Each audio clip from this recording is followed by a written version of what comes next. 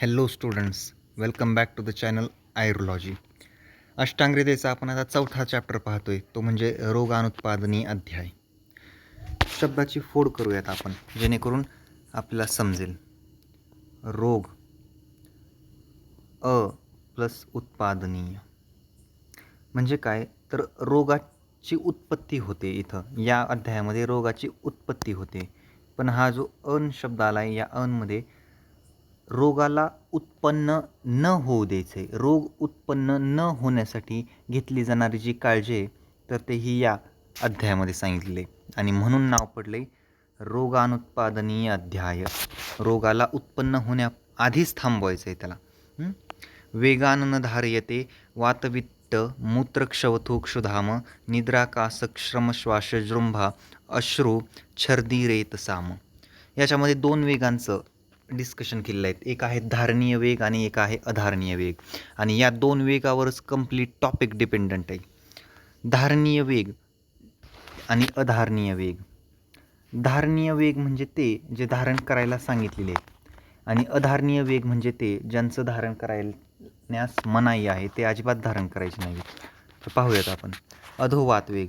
अधोवातस्य रोधेन गुल्म उदावर्त रुककल्मा वातमूत्रशकृतसंज्ञ दृष्ट अग्निवधहृदया. तर वाताचा जर अवरोध केला तुम्ही, म्हणजे त्याला थांबवलं, तर गुल्म म्हणजे पोटात गोळा येणे, पोटात दुखणे. उदावर्त गॅसेस डिस्टेन्शन इन द ॲब्डोमन, गॅस फिरल्यासारखं वाटणं म्हणजे उदावर्त आहे. रुजा, थकावट, वातमूत्र व पुरुष यांचे निर्हरण योग्य न होणे, तसेच दृष्टी व अग्नी यांची क्षमता कमी होणे इत्यादी रोग उत्पन्न होऊ शकतात. आता अधारणीय वेग या कंप्लीट टॉपिकचं कशाप्रकारे क्लासिफिकेशन केलेलं आहे. एक आहेत धारणीय वेग आणि एक आहेत अधारणीय वेग. अधारणीय वेग हे तुम्हाला जवळपास 14 सांगितलेले आहेत. अधारणीय म्हणजे या वेगांचं धारण करायचं नाही आहे, म्हणूनच अधारणीय म्हणलेलं आहे की हे जे वेग आहेत, तर यांचं धारण करण्यास मनाई आहे, आणि जर धारण केले तर काय होते, तर हे इथं सांगितलेलं आहे. पहिला वेग आहे मलवेग. म्हणजे मलवेग, अजिबात मलवेगाचा अवरोध करायचा नाही आहे. मल बाहेर काढण्याची वेळ आली की जायचं आहे आणि मलाला विसर्जित करायचं आहे. बरोबर आहे का? जर समजा मलवेगाचं धारण केलं, मलवेगाचा अवरोध केला, मलाला थांबवलं, तर काय होईल, तर पोटामध्ये गोळा येतो, गुल्म म्हणलं. प्रतिश्वास म्हणजे नाक वाहू शकतं. उदावर्त गॅसियस डिस्टेन्शन इन ॲब्डोमन, आतड्यांमध्ये गाठ तयार झाल्यासारखं होतं. असं वाटतं की आतड्याला आतमध्ये कुणीतरी धरून ठेवले, कुणीतरी पकडून ठेवले, असं चिमटा लावल्यासारखं गाठ तयार होते. हृदयावरती दाब येतो. हृदय आवळ्यासारखे वाटणे होते. म्हणजे हृदयाला तुम्ही असं पूर्णपणे असं काय वाटतं बघा, समजा तुम्हाला जर 1 मिनिट जर तुम्ही असा हात घेऊन दुसऱ्या हातावरती असा पूर्णपणे घट्ट दाबला, तर नक्कीच तिथला जो ब्लड फ्लो आहे तो काही वेळासाठी थांबतो, कमी पडतो तिथं ब्लड फ्लो. मग तशाच प्रकारे तुमच्या हृदयाला जर कोणी दाबलं, कोणी जर आवळून ठेवलं, तर कशा प्रकारे फिलिंग येईल, तर ते इथं मलवेगाचं धारण केल्यावर होते. जर मलवेगाचा फार काळ धारण केलं, तर मल जे आहे, तर ते मुखाद्वारे मलप्रवृत्ती होऊ शकते. परिकार्तिका, मल कठीण स्वरूपाचे होणे, म्हणजे फार हार्डनिंग ऑफ स्टूल्स म्हणतो आपण त्याला. त्यामुळं मलाचे धारण करायचे नाही आहे. मग याच्यावर चिकित्सा काय सांगितलेली, तर पुरुषाचे भेदन करणारे अन्न, म्हणजे मलाचे भेदन करणारे अन्न खायचे. दह्याची निवळी त्यात सांगितलेली आहे. दही घेतलं तुम्ही आणि दह्याला जर बाहेर काढून ठेवलं फ्रीजमधून किंवा माठातून दही बनवलेलं, तर त्याच्यावरती एक निवळी येत असते बघा, म्हणजे पाणी असतं त्या दह्याच्यावरती, तर ती निवळी खाणे, जेणेकरून पुरुषाचं भेदन होतं. पुरुषाला तोडलं जातं, जेणेकरून जे हार्डनिंग ऑफ स्टूल्स झालेलं होतं, तर ते मल जे आहे तर ते बाहेर पडतं. मेथी खाण्यासाठी सांगितलेलं आहे, पालक खाण्यासाठी सांगितलेलं आहे. दह्याच्या निवळीला इथं मस्तू म्हणलेलं आहे बघा. अवगाह, मोठ्या प्रमाणात औषधी द्रव भरून त्यात बसणे, म्हणजे औषधी द्रव बसणे. जो टब असतो आपला, त्या टबामध्ये औषधी द्रव भरायचं आहे आणि त्याच्यामध्ये जाऊन बसायचं आहे काही काळापर्यंत, जेणेकरून मलप्रवृत्ती होऊ शकते, मलविसर्जन होईल. वर्ती म्हणजे औषधांपासून बनवलेली वात ही गुदमार्गेद्वारे प्रविष्ट केली जाते, म्हणजे ॲनल कॅनलद्वारे ती मेडिसिन आपल्याला दिली जाते, त्याला आपण वर्ती म्हणतो. स्वेदन म्हणजे शेकणे होय. तर अशा प्रकारे हा होता पहिला मलवेग. याचे धारण करायचे नाही आहे, धारण केल्यास काय होतं आणि त्याच्यावरची चिकित्सा काय, एवढेच 2 पॉईंट आपण प्रत्येकामध्ये पाहणार आहोत, तेवढेच लक्षात ठेवा. मूत्रवेग अंगभंग अश्मरी बस्ती मेढ्रवक्षणवेदना मूत्रस्य रोधात पूर्व च प्रायोरोगा. तर मूत्रवेगाचं जर धारण केलं तर काय होणार आहे? मूत्रवेगाचा अवरोध केल्यास म्हणजे धारण केल्यास अंगभंग म्हणजे अंग फुटल्याप्रमाणे वेदना होतात, म्हणजे अंग फारच दुखायला लागतं मूत्राचं. आणि तुम्ही हे फिलिंगसुद्धा केली असेल. समजा लघवीला जायचं आहे तुम्हाला, पण क्लास चालू आहे, एक्झाम चालू आहे, तुमचा पेपर आहे, तुम्हाला जाताही नाही, तर मग त्यावेळेस जी फिलिंग असते तुम्ही ऑब्झर्व, संपूर्ण अंग दुखायला लागतं कारण तुम्ही मूत्राचा अवरोध केला आहे, मूत्राला थांबवलं आहे तुम्ही. अश्मरी म्हणजे मूतखडासुद्धा होऊ शकतो, कारण सारखं सारखं मलाचा अवरोध केला तर किडनी स्टोन होऊ शकतो, अश्मरी त्याला म्हणलेलं आहे. बस्ती मेढ्र आणि वृषण यामध्ये भयानक वेदना होतात. जो लोअर ॲब्डोमन आहे, त्या लोअर ॲब्डोमनमध्ये बस्ती म्हणजे युरिनरी ब्लॅडर असेल, मेढ्र असेल, वृषण म्हणजे टेस्टिस असेल, मेढ्र म्हणजे पेनिस असेल, या सर्वांमध्ये भयानक वेदना होतात. चिकित्सा काय सांगितले याच्यावर? तर चिकित्सा ही अभ्यंग व अवगाहन तसेच स्वेदन व बस्ती सांगितलेली आहे. आणि औपीडक स्नेहन. आता हे औपीडक स्नेहन काय आहे याला आपण फार सुंदर पद्धतीने पाहूयात, कारण हे फार महत्त्वाचं आहे. औपीडक स्नेहन म्हणजे काय? तर जेवणापूर्वी अल्प मात्रेत घृत म्हणजे तुपाचं सेवन करायचं आहे, बरोबर का? किंवा सांगितलं हे मूत्रवेगामध्ये बघा, जेवणापूर्वी अल्प मात्रेत घृताचं सेवन करायचे, तसेच अन्न पचनानंतर उत्तम मात्रेत घृताचं सेवन करायचे. म्हणजे जेवणाआधी तुपाची जी आहे तर ती अल्प मात्रा द्यायची आणि अन्न पचन झाल्यानंतर, जेवण झाल्यानंतर उत्तम मात्रेत घृत म्हणजेच मधाचं आपलं तुपाचं जे आहे तर ते सेवन करायला सांगितलेले. आता येथे एक शंका उपस्थित होऊ शकते, काय माहीत आहे का?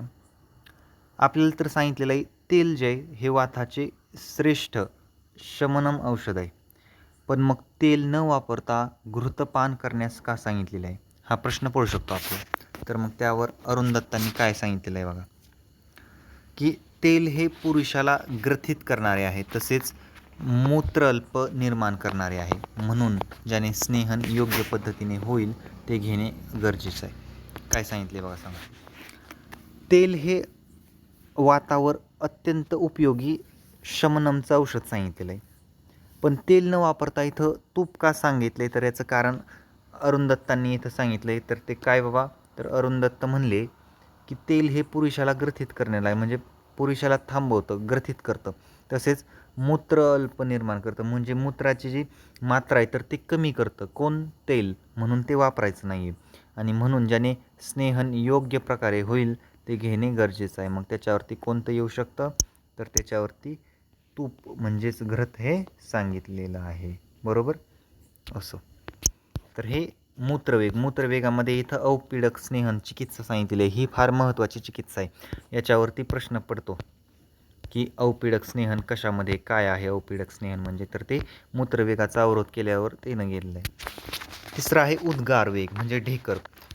आपण बऱ्याच वेळा बाहेर कॅन्टीनला किंवा रेस्टॉरंटला गेलेलो असतो आणि आपल्याला तिथं ढेकर देऊ वाटत नाही, किंवा माणसात कसं चार चौघात ढेकर द्यायची, पण ढेकर द्या का? कारण हा वेग अधारणीय आहे, याचं धारण करायचं नाही आहे. आणि जर धारण केलं तर काय होतं? तर बघा, उद्गारस्य अरुची कफविबंध हृदयोरसो.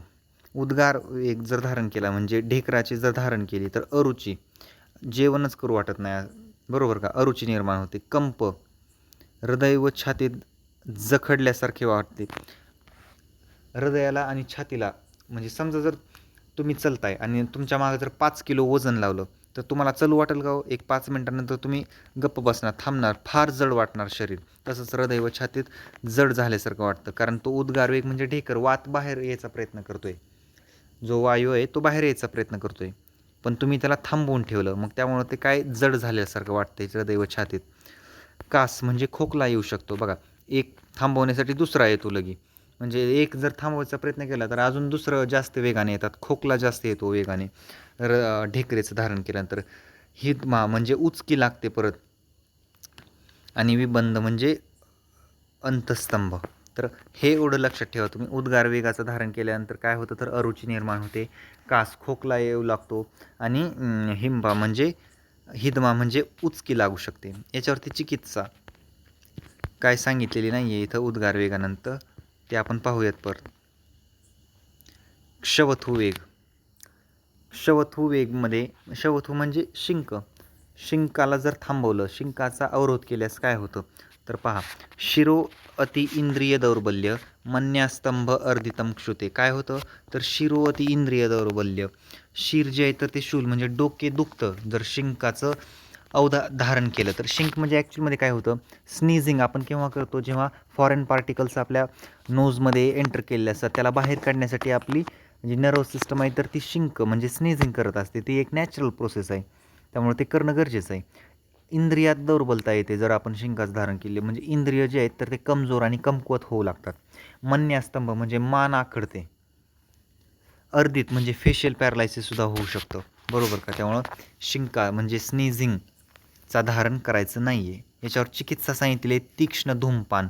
आयुर्वेदिक धूमपान म्हणजे आयुर्वेदिक औषधींचं वास घेणे, तर ते कसं घ्यायचं, तीक्ष्ण असलं पाहिजे. तीक्ष्ण धूमपान, तीक्ष्ण अंजन करा आणि तीक्ष्ण नस्य करा. स्नेहन असेल, स्वेदन असेल किंवा सूर्याकडे जर बघितलं तर ह्या चिकित्सेनं आपण क्षवथू वेग शिंकाची चिकित्सा करू शकतो. 5वा वेग आहे तृष्णावेग म्हणजे तहान. तहान लागलेली आहे, पाणी नक्की प्यायचं, कारण वॉटर हे आपली बॉडी 60 to 70% ऑफ वॉटर बनलेली आहे, त्यामुळं वॉटरशिवाय हे शक्यच नाही. आपलं शरीर पंचमहाभूतांपासून बनलेलं आहे. या पृथ्वीवरती 71% पाणी आहे, आपल्या शरीरात तितकंच पाणी. त्यामुळं तृष्णावेग तर धारणच करायचं नाही आहे अजिबात. तृष्णाया निग्रहात शोषांग साध बाधिर्य सम्मोह भ्रमयाद. हे तर काय, तृष्णावेगाचं धारण केलं तर काय होतं, अंग गळून पडल्यासारखं वाटतं, तुम्हाला चलून वाटणार नाही. तुम्ही अभ्यास करताय, तुम्हाला अभ्याससुद्धा करू वाटणार नाही. तुम्ही तुमच्या काही कामात आहे ते काम अजिबात करू वाटणार नाही. बाधिर्य म्हणजे ऐकू येऊ शकत नाही, म्हणजे कमी ऐकू येतं. समजा आपण म्हणतो ना, काय बाहेरा फिरा झाला काय, तुला ऐकू येते का नाही, किती वेळ झाला हाक मारतोय. तर पाणी बऱ्याच काळ पाणी न पिल्यानं हे बाधिर्य येऊ शकतं. सम्मोह हृदयरोग निर्माण होणे. सम्मोह म्हणजे चक्कर येऊ शकते, आणि चक्कर तर नॉर्मली येतेच की पाणी नाही पिल्यामुळं. चिकित्सा काय आहे याच्यामध्ये तर शीतजलाने स्नान करायचे, थंड पाण्याने स्नान करायचे आणि शीतद्रव्याचे सेवन करायचे. फार साधी चिकित्सा. इथं काय मेडिसिन औषधं वगैरे काय नाही. म्हणजे तुम्ही जर साध्या साध्या गोष्टींवरती डेली बेसिसवर लक्ष देत असाल तर संहिता हा फार सोपा विषय आहे तुमच्यासाठी. 6वा वेग आहे क्षुधावेग. क्षुधावेग म्हणजे भुकेचं धारण करायचं नाही. जर भुकेचं धारण केलं तर काय होतं बघा, अंगभंग रुची ग्लानी कार्श्य शूल भ्रमा क्षुध. अंगभंग म्हणजे अंग मोडून येणे, अंग फार दुखायला लागतं भूक लागल्यामुळे. अरुची भूक न लागणे, ॲनोरेक्झिया होतं. कृशता म्हणजे वजन कमी. साहजिक गोष्ट आहे, जर तुम्ही जेवढा आहार तुम्हाला पाहिजे, तुम्ही भूक लागली आणि तुम्ही जेवणच करत नाही, नक्कीच तुमचं वजन कमी होणार आहे ना, कारण जो अग्नी आहे तर तो त्या धातूंचं पचन करण्यावर लागणार आहे, धातूंना खाऊ लागणार आहे तो. शूल म्हणजे पेन, शरीरामध्ये ऑफकोर्स पेन तर होणारच आहे. भ्रम म्हणजे चक्कर येणे, डिल्युजन होऊ शकतं. सम्मोह भ्रम.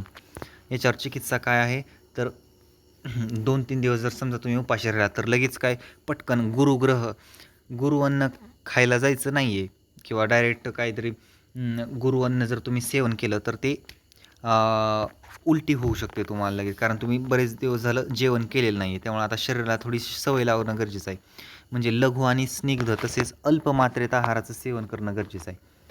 समजा एखादा पर्सन जर आजारी येत आहे, आजारपणातून उठून आला, तर त्याला एकदम आपण हेवी अन्न समोर मटण ठेवत नाही, त्याच्या हलकं अन्न देतो, लघु स्निग्ध. म्हणूनच आपण एखादा पेशंट जर आजारी असेल त्याला भेटायला जाताना आपण सफरचंद वगैरे एक हलकं अन्न घेऊन जातो आपण, बरोबर आहे का. अशा प्रकारे म्हणजे लघु स्निग्ध तसेच अल्प मात्रेमध्ये आहाराचं सेवन करायचे. 7वा वेग आहे निद्रावेग म्हणजे झोप धारण केल्यानं. बघा, झोपेचा तर फार जवळचा संबंध आहे.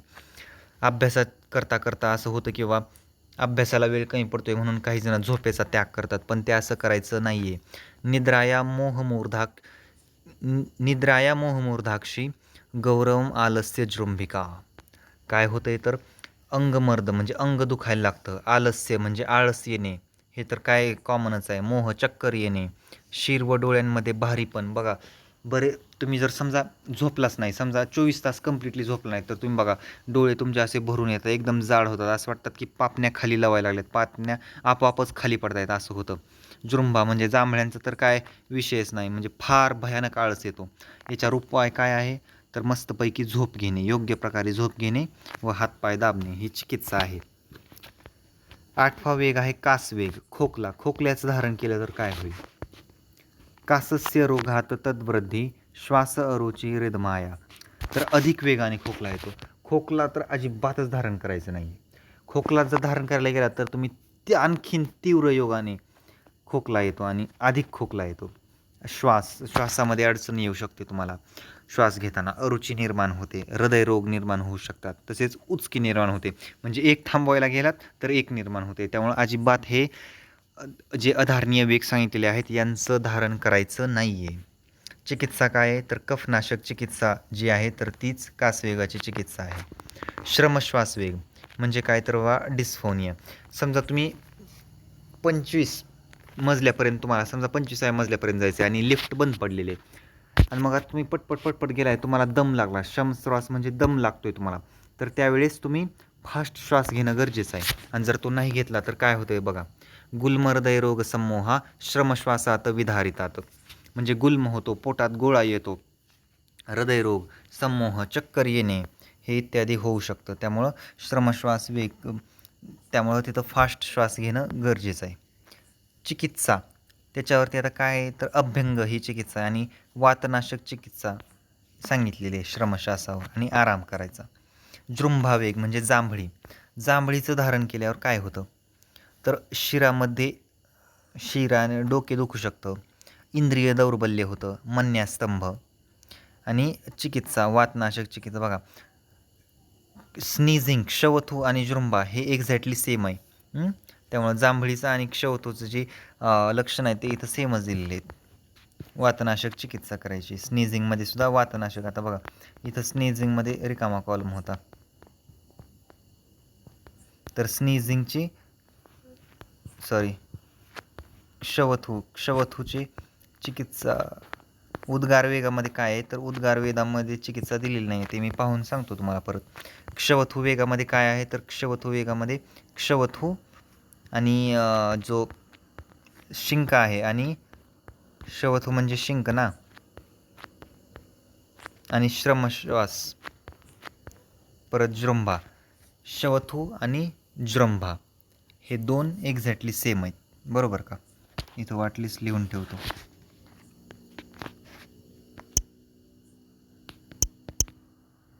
तर क्षवथू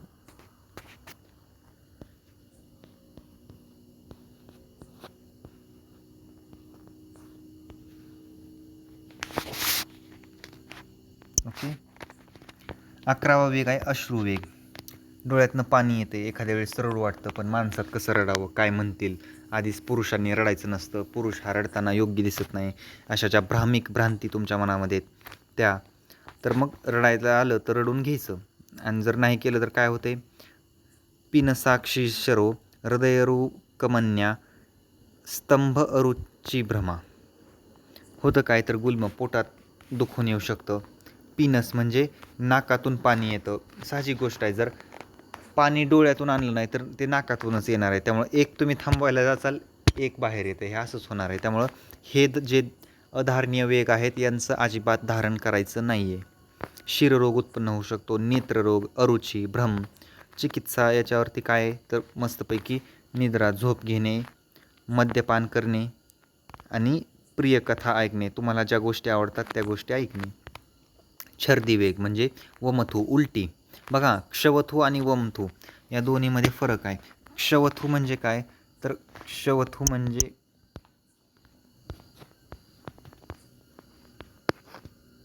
क्षवथू म्हणजे स्नीझिंग होतं काय, आणि वमथू म्हणजे काय आहे, तर उलटी आहे. हे लक्षात घ्या, इथं कन्फ्यूज होऊ नका. विसर्प कोठकुष्ठाक्षी कंडू पांडू आमय ज्वरा. याच्यामध्ये काय होतं, जर तुम्ही उलटी थांबवण्याचा प्रयत्न केला तर काय होईल, अक्षिरोग, म्हणजेच नेत्ररोग, ज्वर म्हणजे ताप येऊ शकतो, विसर्प म्हणजे हर्ब्स, पांडू या शब्दाचा अर्थ ॲनिमिया होऊ शकतो, हल्लास म्हणजे नॉशिया आणखीन मळमळतं, कारण उलटी जर यायला लागली आणि तुम्ही थांबवली तर ते अजून मळमळायला लागतं. व्यंग्य म्हणजे पिगमेंटेड पॅचेस ऑन फेस, तर ते पिगमेंटेड पॅचेस दिसतात फेसवरती. याच्यावरती चिकित्सा काय आहे, तर चिकित्सा ही गंडूश आहे, धूमपान आहे, उपवास आहे, वृक्ष अन्नपान. आपण बघा ना, एखाद्याची जर उलटी झाली असेल तर त्याला आपण लगेच काय खायला देत नाही, हां खा 2-4 चपात्या खा, असं नाही. तर तिथं त्याला पोटाला आरामाची गरज आहे, त्यानं उपवास केला पाहिजे. वृक्ष अन्नपान, फार हलकं अन्न घेतलं पाहिजे, ड्राय अन्न, रक्तमोक्षण, वमन आणि व्यायाम हे इत्यादी सांगितलेलं आहे. 13वा आधारणीय वेग आहे शुक्रवेग. जर शुक्राचं धारण केलं तर काय होते, तर शुक्राततम स्त्रवनम गुद्धवेदना क्षवथुज्वरा. शुक्रस्त्राव, शुक्राचा जर वेग धारण केला तर शुक्रस्त्राव होतो, त्याला आपण नाईटफॉल म्हणलं, बरोबर आहे का. म्हणजे जर तुम्ही शुक्राचा धारण केलं तर ते जरी धारण केलं तरी ते मग बाहेर येणारच आहे, मग ते नाईटफॉलद्वारे बाहेर येतं, बरोबर का. वृषणमध्ये वेदना म्हणजे टेस्टिकल्समध्ये वेदना होऊ शकतात. मूत्र अवरोध, मूत्रामध्ये अवरोध, कारण ॲक्च्युअलमध्ये जी मेल रिप्रोडक्टिव्ह सिस्टम आहे, पेनिसमधून युरिन प्लस सीमन दोन्ही पास होतं आहे, त्यामुळे मूत्र अवरोधसुद्धा होणार. नपुंसकता येऊ शकतो, म्हणजे त्याला षंडता म्हणलेलं आहे, म्हणजे नपुंसक होऊ शकतो तो पुरुष. मृष्कवृद्धी, हर्निया होऊ शकतो. याच्यावरती चिकित्सा काय सांगितलेली आहे, मग चिकित्सा आहे दुग्धसेवन, कारण दुग्धसेवन काय करतं, शुक्राला वाढवतं, शुक्राची वृद्धी करतं, म्हणून दुग्धसेवन. स्त्री सेवन करणे, अभ्यंग व बस्ती इत्यादी चिकित्सा सांगितलेली. तर हे आपले 13 अधारणीय वेग होते, बरोबर. तर हे 13 अधारणीय वेग आपल्याला लक्षात ठेवणं गरजेचे आहेत, बरोबर का. आता धारणीय वेग बघा. धारणीय वेग जे धारण करायचे आहेत. अधारणीय वेग धारण केल्यामुळे आपल्या शरीरामध्ये व्याधी उत्पन्न होत होते, म्हणूनच त्याला धारण करण्यासाठी मनाई केलेली होती. आता धारणीय वेग हे धारणच करायचे आहेत, हे प्रकट होऊ द्यायचे नाहीत, हे धारण करायचे आहेत. आणि ते कोणते गुण आहेत, तर धारयती सदा वेगान हितेशी प्रत्यय सहच लोभ ईर्षा द्वेष मात्सर्य रागादींना जितेंद्रिय. यांना आपण जिंकायचे. कुणाला लोभ असेल, ईर्षा असेल, द्वेष असेल, मात्सर्य असेल इत्यादींना जिंकणे, यांना धारण करायचे, जेणेकरून आपल्या आयुष्यामध्ये कुठलीही अडचण येणार नाही, आपल्याला सुखसोयींनी उपयुक्त असे आयुष्य मिळू शकते. परलोकी व इहलोकी, परलोक म्हणजे व जे स्वर्ग आहे त्याला परलोक म्हणलेलं आहे, इहलोक म्हणजे जे इथलं लोक आहे त्याला इहलोक म्हणलेलं आहे. स्वतःच्या हिताची इच्छा करणाऱ्या संयमी मनुष्याने मात्र लोभ, ईर्षा, द्वेष, मात्सर्य, राग आदी वेगांचे धारण करावे. धारण करावे म्हणजे या रोगांना प्रकट होऊ द्यायचे नाही आहे, यांना गिळून टाकायचे. असं नाही की बाबा छोट्या छोट्या गोष्टींना एखादा माणूस फार आपलं असतं ना, ते एखादा मित्र छोट्या छोट्या गोष्टीवर सारखं त्याला राग येतो, थोडं काही झालं की ते उगाच तापते, पण ते हे त्याच्या शरीरासाठीच घातक आहे.